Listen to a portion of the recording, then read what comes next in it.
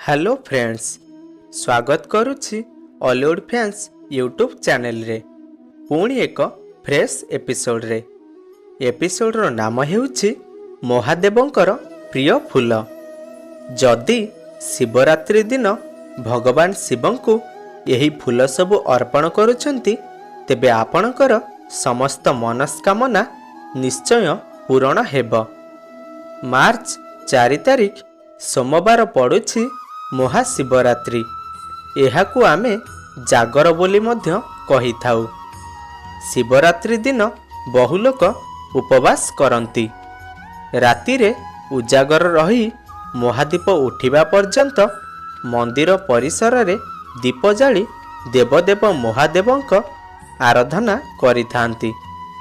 तेबे आपण जानिछंती कि महाशिवरात्रि दिन केउ केउ फूल अर्पण कले भोलानाथ प्रसन्न होइथांती।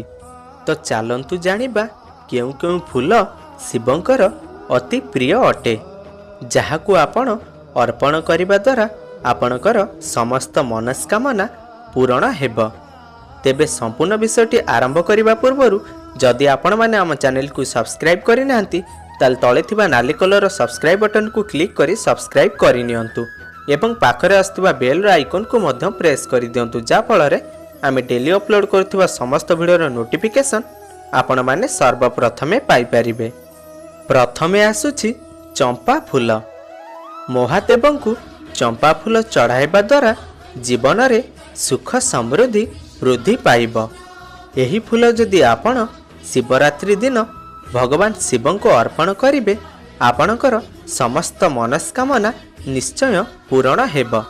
द्वितीय रे आसुछि अरख फूल। अरख फूल महादेवंकर प्रिय फूल अटे। यही फूल भगवान को पाखरे चढ़ाइबा द्वारा व्यक्ति दीर्घायु हुअंती। तृतीय रे आसुछि अपराजिता। अपराजिता एक पवित्र फूल। महादेवंक पूजा बेले एहाकू लागी करा जाइथाय।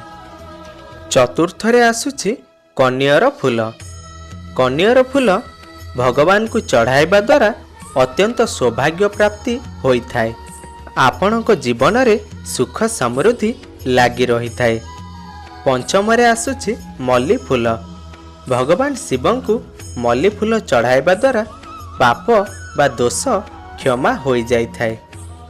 तो जानिले तो शिवरात्रि दिन जदि आपण यही फूल चढ़ाउछंती शिवलिंग रे बा अर्पण करुछंती तेबे आपणकु शिवंक आशीर्वाद निश्चय मिलिब। आपणक जीवन रे समस्त मनस्कामना निश्चय पूर्ण होइजिब। आशा करुछि फ्रेंड्स वीडियोटी भल लागिथिबो। वीडियो भल लागिले लाइक करंतु, अन्य मानक सह शेयर करंतु एवं आम चैनल को सब्सक्राइब करंतु।